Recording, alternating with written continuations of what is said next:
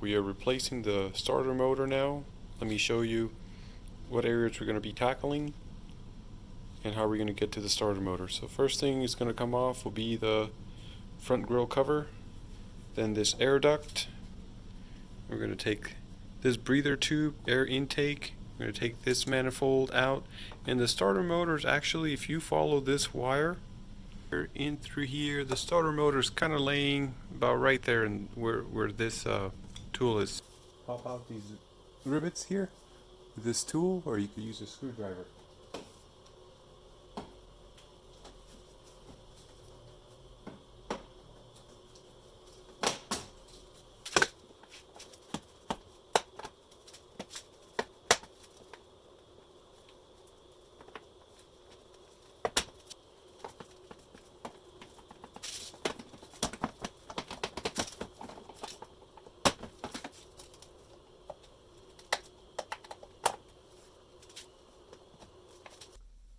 Air duct.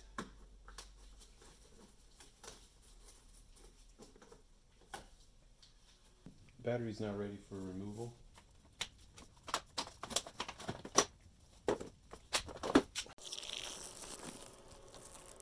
There's these two coolant lines that I have to remove and plug. I'm going to use a pencil to plug those. One of those coolant line goes to this breather tube. If I remove that, I'll be able to move this away further.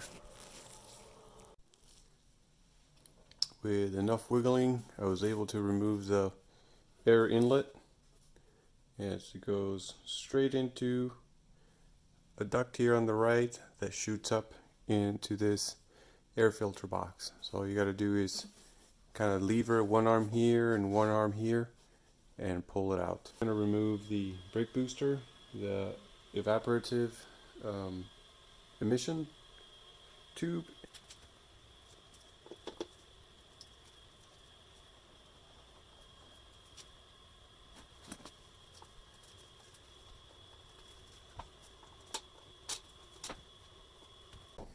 Finally able to disconnect this breather tube,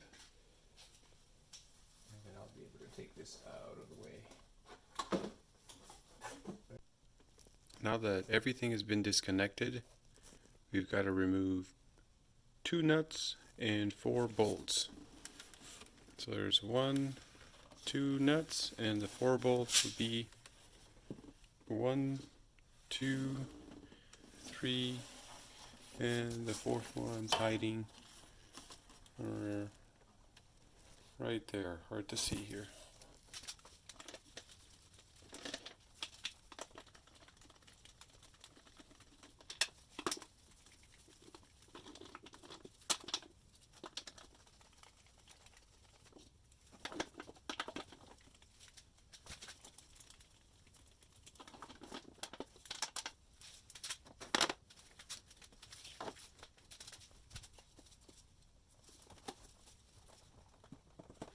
We've disconnected pretty much everything.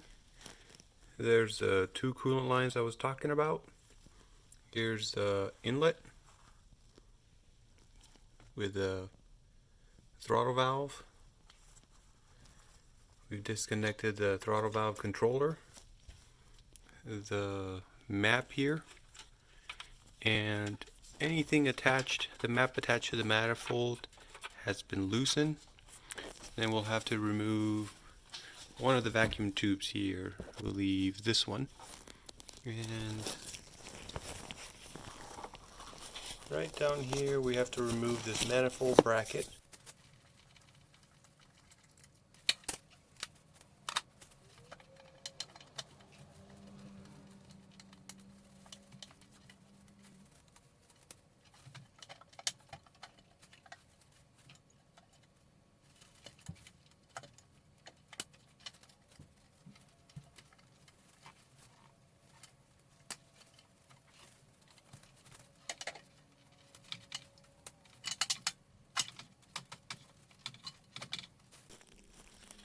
Alright, to remove the starter, we have to remove this terminal, so where all the power comes from. That would be here. And then the B terminal. And you have 2 bolts, this one and another one that I took out of here. And this will slide right out. Alright, having a hard time removing one of the harness bolts. We're going to use lever arm. So there's the socket attached. And I'm going to try to use this as a lever arm.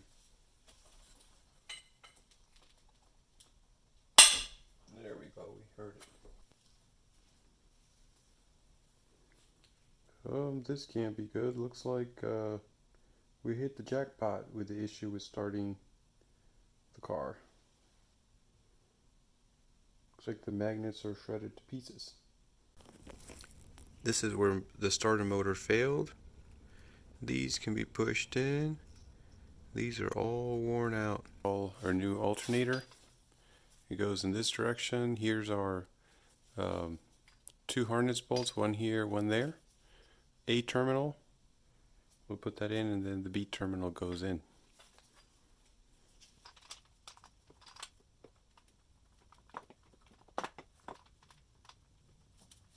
And this one's 47 foot-pounds, and this one's 33 foot-pounds.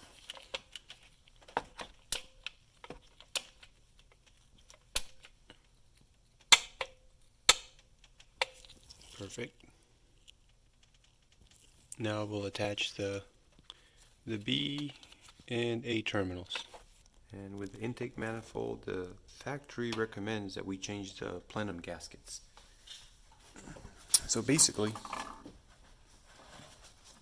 these gaskets is what seals any air from being able to be suctioned in and change the air to fuel mixture.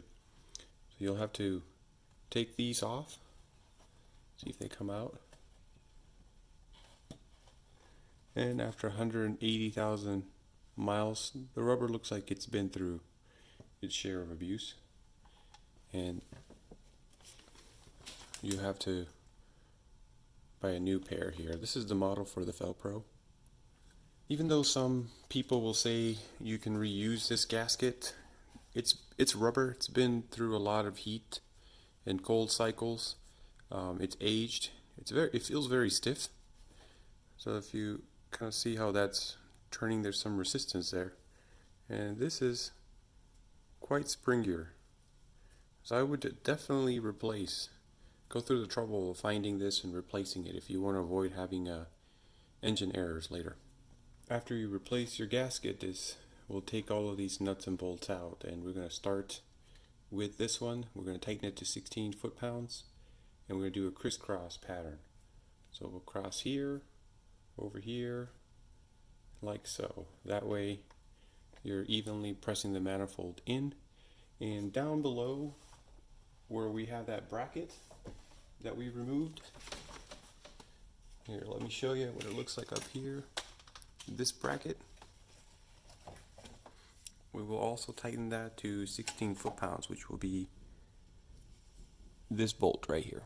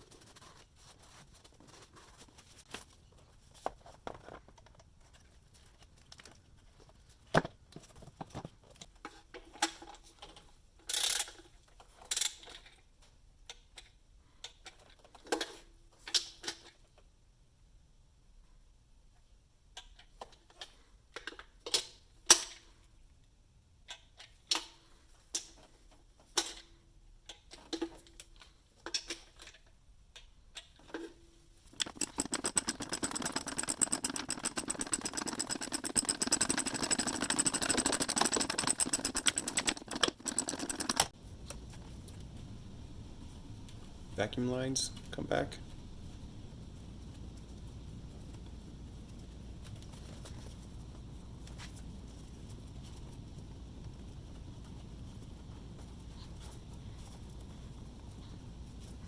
Remember to connect this one too.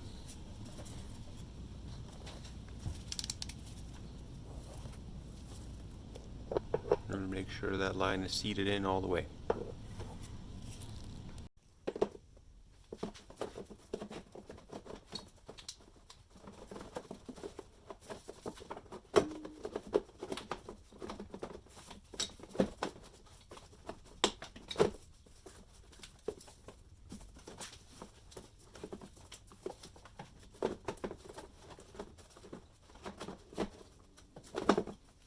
Yes!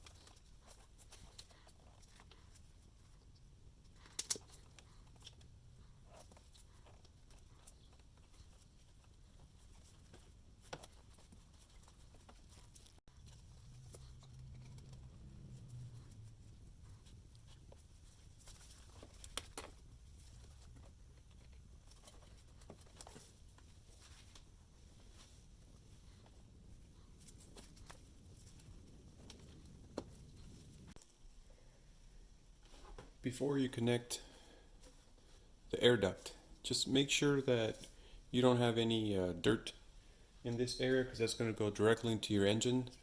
I noticed some in mine, so I stopped and cleaned it.